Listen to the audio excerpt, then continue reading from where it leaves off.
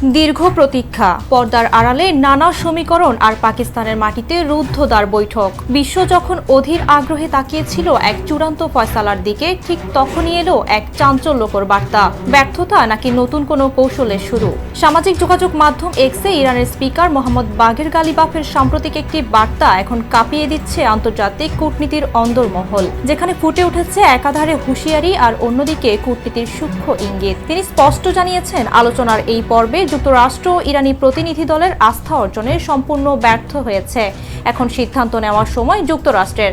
তারা কি ইরানের হারানো বিশ্বাস পুনরুদ্ধার করতে পারবে? পাকিস্তানে অনুষ্ঠিত এই আলোচনার ফলাফল নিয়ে জল্পনা কল্পনার অবসান ঘটিয়ে গালিবাফ বিজয়ের সুর বজায় রেখেছেন। কূটনৈতিক ব্যর্থতার গ্লানি নয়, বরং তিনি জোর দিয়েছেন ইরানের জাতীয় প্রতিরক্ষা আর জনগণের অধিকারের ওপর। বিশেষ করে গত 40 দিনের সামরিক অর্জনগুলো সুরক্ষিত রাখতে ইরান যে এক চুলো ছাড় দেবে না, তা তিনি সাফ জানিয়ে দিয়েছেন।